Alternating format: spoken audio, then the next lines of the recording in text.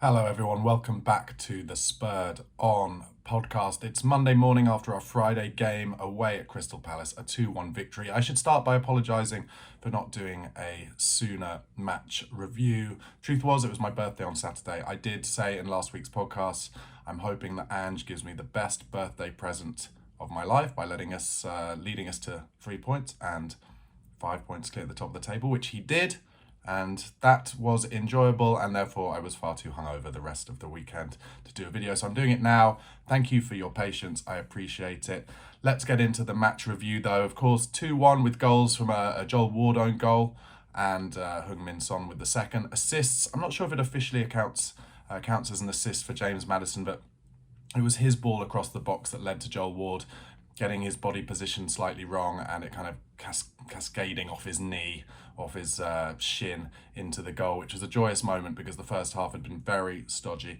And then the second goal was set up for his first assist for Spurs by Brennan Johnson, our deadline day signing from Nottingham Forest, who I think personally looked very bright when he came on in the second half on that left flank. It's been interesting because there's been a lot of talk as to whether Johnson can play or will play on that left side instead of Richarlison, or perhaps on the right side instead of Kulusevski. And I'd say that so far, looking at the way that Richarlison is still definitely lacking confidence, certainly in front of goal, it's more likely that Johnson might take that place from him than it is that he'll play instead of Kulusevski. But we'll get more into that. I should say, I think Richarlison in general play is actually playing pretty well. But yeah, in front of goal, he's snatching at things. There was a shot in the first half against Palace where I really feel like a confident Richarlison would try and bend that into the far corner from the left-hand side, but he snatched it, tried to hit it kind of with his laces, and he dragged it wide of the left-hand post. But anyway, let's get into it. Match review. I want to say, actually, just before we get into the nuts and bolts of it, it really looks like Ange Postecoglou might be on for the three-peat of the Premier League Manager of the Month award. In October, we've beaten Luton away, we've beaten Fulham at home, we've beaten Palace away, and actually since his second Manager of the Month award was given, we also beat Liverpool at home, even though that was, I think, on the 30th of September. So if they're going to give the Manager of the Month award for October to anyone else, then, I don't know how they do that. I guess maybe it could go to Mikel Arteta because they beat Man City in that month. But top of the league, 4 wins in that time period. I don't know. Maybe they have to give it joint just so that they don't be seen to be giving it to Ange every single month. But that, I'm sure, would be a record if he did get it. And he's really blowing that Manager of the Month curse out of the water at the moment.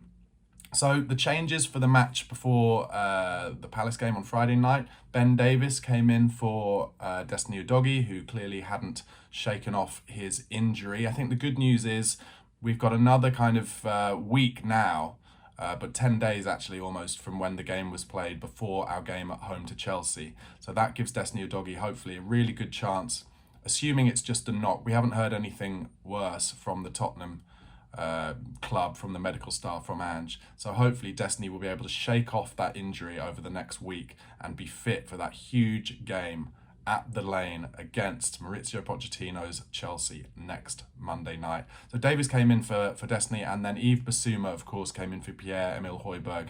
I think it's worth talking about Bissouma's performance a little bit as we start. I thought he was rusty. I really did. And I've heard a few things suggested. I mean, he hadn't played for a good couple of weeks. And the reality is that the rhythm can really be affected by that. The other way of looking at it, though, is that I think Roy Hodgson, who's a very tactically astute manager, especially when it comes to setting up his sides narrow and in terms of ways to stop the opposition, I really personally think that Roy Hodgson saw Bissouma as the key to every move that we make attacking-wise. Even though it's him getting the ball off the centre halves and off the fullbacks, it's about how we break the press. And I think Hodgson really pinpointed Bissouma, and therefore it wasn't as simple as, oh, he's rusty because he hasn't played for a few weeks. That was definitely a part of it, but also that he was basically kind of man-marked. Every time he got the ball, there was a man on his back, so it didn't really enable him to take it on the half-turn and beat the press. So he was kind of having to give it back, and there was definitely a moment in the first half where he got caught. Was it in the first half? No, I think it was in the second half, sorry, where he got caught on the ball and it led to a shot that Romero blocked over the bar. So it wasn't long after that, actually, probably around the 55th, 60th minute, that Basuma was taken off and Højbjerg came on. And I think that will also have been because they knew that if he got another yellow card, he would have been suspended for the Chelsea game. So I do think when it comes to the Chelsea game, Basuma will start again instead of Højbjerg, and I think he probably will have a bit more space because Pochettino, he will set up his team, to be hard to beat, of course, but not quite as narrow and defensive minded as Roy Hodgson did with Crystal Palace. So getting into the game, Vicario in the 6th and the 7th minute, our goalkeeper made two really important saves. The first one was kind of a shot that came to his left hand near post that I'd say was kind of routine, comfortable save, but he did well, pushed it away, not into a dangerous area, which was very much something that people were worried about, having seen his YouTube clips when he was at Empoli. Oh, he makes saves, but sometimes he can push them out into dangerous areas, into the centre of the goal. He didn't do that, worked really hard to make sure that went out wide. Routine save, quite simple, I'd give it 6 out of 10. But then the next minute, 7th minute, a huge save.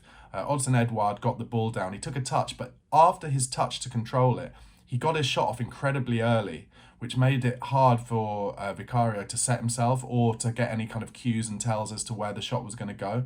And it went low to his left and towards the corner, and he hit it really well, and it was just a brilliant save, a firm hand, got it out of the danger area, and so early in the game, vital that we didn't go 1-0 down at that point. Huge save, and Vicario just goes up and up in my estimation. He's so calm, and he's so good with the ball at his feet, which we saw in the second half when we went 1-0 up, and Palace fans were kind of almost booing.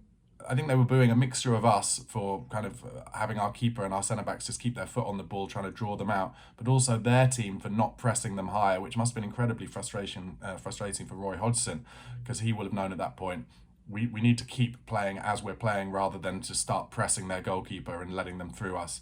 So anyway, going back to that Vicario save, 7 minutes, huge that we didn't go 1-0 down. And just a brilliant save. He's doing really well. Great shot stopper, but also just giving us calm in the box as well all the time when it comes to set pieces. And they had a lot of corners. And I think there was only the one corner during the game that was a real worry where we left Gay unmarked around the 6-yard box. He didn't get a good header on it, and we were fortunate he didn't. I've mentioned in previous podcasts that I think we set up in a kind of zonal system when it comes to defending corners, and we are giving a lot of kind of chances away where the opposition are getting their heads on the ball first. But weirdly, we're not conceding a lot of goals from set pieces. So, I'm sure the management would look at it as though it's going okay, but it's freaking me out when I'm watching the games, that's for sure. Big Ange said that it's Mile Jedinak, his coach, who's on the defensive set pieces at the moment. And I'm sure he's working as hard as he can about that to try and get our heads on it first. So, like I said, it was a stodgy first half, 0-0 at half time, exactly how Roy Hodgson and Palace would have wanted it. At half time, it sounds like, Ben Davies went off at half time, but it sounds like he was injured because there was talk of him limping away from the stadium after the second half. And then we got our goal relatively early in the second half. And what it came from, if you look at the actions, the phases, it came from James Maddison pressing their keeper, Johnson, into kicking the ball out of play. Or he kicked it out wide and Gay kicked it out of play. And then, very quickly, Tottenham took the throw quickly. And there was some good interplay with Papsar finally kind of making the run into the byline. Tries to cross it, gets a deflection. And then James Maddison just does the best and most perfect thing that I was definitely taught when I was a kid. And I feel like everyone should be taught. If you're in a position like that, just whack it across the box. Anything could happen. It could go in at the far post, it could hit someone, it could hit your own man, or it could hit a defender and it could be an own goal. And that's exactly what happened for the unfortunate Joel Ward. Although, to be honest, we've played Joel Ward teams so many times, and I feel like he always, he's a good, honest defender, 6 out of 10, always works hard, and I feel like he's a hard defender to play against. So I was very pleased that he got the own goal in it, and it gave us the confidence then to really start playing our football.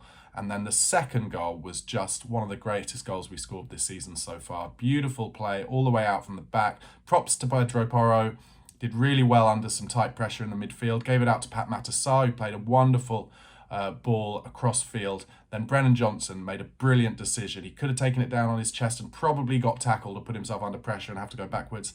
But he took it just on the bounce, headed it into Maddison's path. I've rewatched it today. Maddison wasn't expecting it either, but got it down, amazing control, and then just takes a little touch to take it away from the defender before playing in Johnson, who doesn't just watch his header and admire it, makes a great run in behind and then cuts it back because he knows Sonny will be there. We scored a number of goals like that this season. Sonny's always in the right place at the right time. Just a beautiful, beautiful goal. In terms of my player ratings, before player ratings, I'll mention their goal.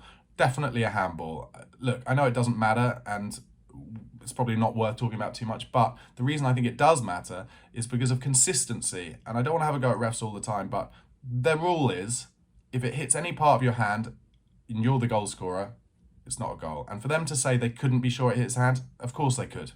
It rolled onto his hand, everybody saw it. It should have been disallowed, and it was unnecessary stress for all of us watching in the last few minutes, but they've got to be consistent. Anyway, in terms of player ratings, I'm going to give Vicario 8 out of 10. Pedro Porro, I'm going to give just a 7 out of 10 because he was at fault for their goal. He got stuck under the ball, and then there was one moment in the first half as well where he let his opposition player get to the byline. He's a little tentative in his own box, it's fair to say.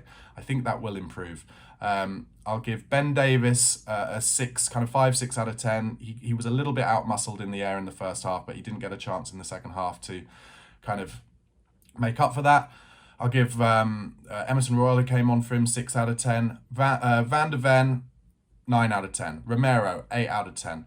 I'm going to give Bissouma 6 out of 10. Pierre Højbjerg, 7 out of 10. I'm going to give Pat Matasar 8 out of 10. I'm going to give Madison 8 out of 10 because he set up the goal. And then I'm going to give Deki Kulusevski 7 out of 10. Again, my mate, my best mate texted me saying I don't rate him. I can't believe it. I think he stretches the play so important. He's so strong on the ball. He's a vital cog in this machine. I'm going to give Heung-Min Son 9 out of 10 because he got his goal. And I'm going to give Richarlison a 7 out of 10. He was okay, did well in the build-up, but again, like I said, not looking confident. And his replacement, Johnson, I'm going to give 8 out of 10 because he really showed in that short space of time how important he's going to be. And I think he might well be the future of that left-hand side. Guys, that is my match review. Top of the league again. Only 2 points now because Arsenal and Man City won, but that Chelsea game coming up next week. Not going to talk too much about it now because I'll do a match preview later in the week, but so exciting.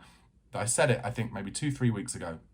If we can win our games before Chelsea, Pochettino will bring his team to the lane and the atmosphere will be incredible. The fact that it's a Monday night game as well, I think will make it even better, that atmosphere. And I don't want to predict my predictions too early, but I think we're going to turn them over. And I think it's going to be an amazing night in the history of Tottenham Hotspur. He shouldn't have gone to join Chelsea. I know he wasn't left with many other options, but I think he should have been braver and not joined Chelsea. And I think the lane is going to be rocking and we're going to turn them over next Monday night. Anyway, guys, as always, if you're watching this on YouTube, please do give this a follow on your usual podcast platforms, be that Apple Podcasts, Spotify, or Google, and vice versa. If you're listening on the podcast platforms, please do come over to YouTube, youtube.com/@BarnabySlater_ for your daily Spurred On podcast. Come on, you Spurs.